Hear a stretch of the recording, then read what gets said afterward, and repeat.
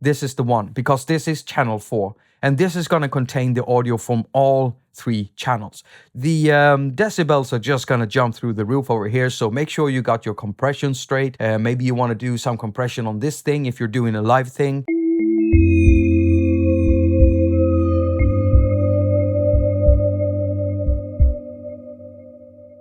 Hello and welcome to attaQ. My name is Jakob. I'm your host and you're watching a attaQ episode. So recently I went through all of my Twitter DMs, my Facebook messages, my emails and direct messages on YouTube. And there's even more places where people have asked me one single thing. They've asked me, how do you actually downmix an entire AUM session into one stereo track? Most users, AUM users, doesn't seem to have a problem with finding a way of recording each of the tracks. That's very easily done. All you have to do is to find and discover the recording button down here, and when you press these buttons, it will activate the recording function, and all you have to do from this point is just press the recording right there and it will start recording. And what happens when you do this, if I press stop here, then what happens is it's going to record each of the channels individually, which I think is an awesome feature. It's really nice to have that, because I work inside Cubase a lot, and for other users like GarageBand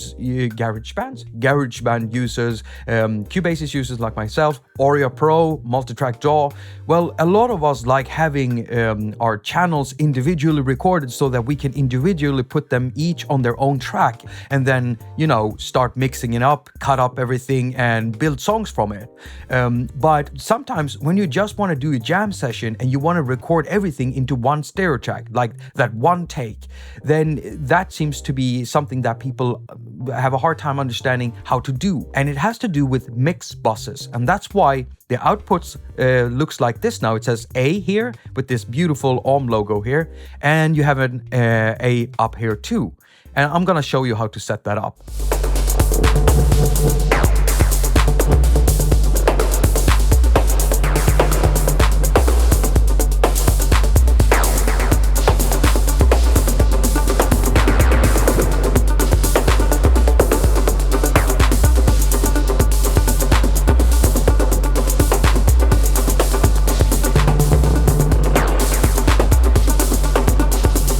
So we're gonna set up a little session. So I'm gonna clear this out first, and we're gonna add a channel and then just load an audio unit extension. And I'm gonna load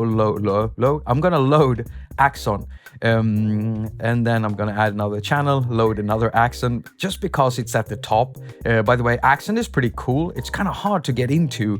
I've thought about making tutorials for it several times, but no. And so let's see here. At the output we have something called USB right now, and that's because I've got AUM connected through the USB 3 to Lightning connector here to Novation's Audio Hub 2x4, and that's why it says USB 1+2, so that's channel 1+2, so it's a stereo track. We need to switch this out to a subgroup, to a mix bus, and that's what we're going to do. So we just press here and go to mix bus and choose mix bus A, and do the same thing here, and mix bus.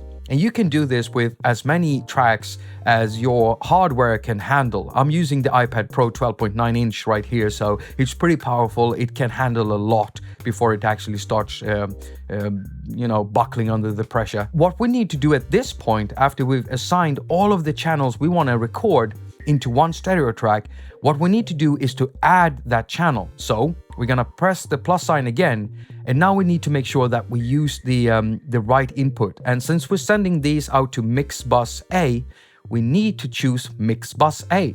And so before you do this, if you try to play something, you won't hear anything. You won't hear any audio because it's all getting routed into mix bus A. So unless you've got mix bus A loaded as an input for a channel, you won't hear anything. Now we're ready to record this. You can do two things now. You could activate each of the channels That way, you would be able to get one stereo track with everything that you've got inside your session running, which means that you have your mix down. You have the mix down of the entire session that you can use.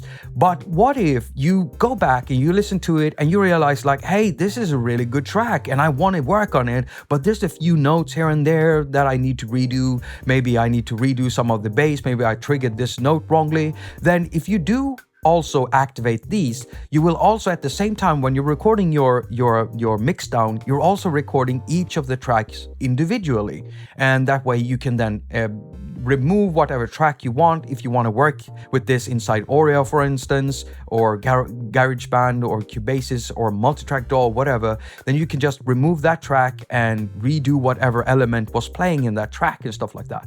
But if you just want your down mix, just simply make sure that this bus here with the mix bus A loaded as an input is armed for recording, and that way you'll be able to just get all of this into here into one track. So if I record this now and just press stop right there, we go in here into it's the Untitled one right there. Let's see here. Yeah, channel 4. This is the one, because this is channel 4. And this is going to contain the audio from all 3 channels. Just remember to keep an eye on your mixer levels, because, you know, with each added signal, the decibels are just going to jump through the roof over here. So make sure you got your compression straight.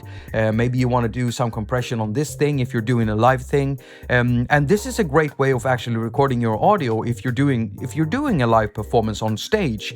With this, if you have a stable enough iPad that can run all of it, then you can actually record your stuff. You can get the mix track that you can just push out at the end of your live performance, upload it to SoundCloud, tell the people about it. If someone asks you about the track, they can just go and listen to it, and then tell them that you might be putting up a mixed version later on, because you have also at the same time when you did record the mix down, you did also record them individually, so you can go back when you're in the studio away from the stage and just work on your tracks. So it's a great way of doing it. Moving around the video.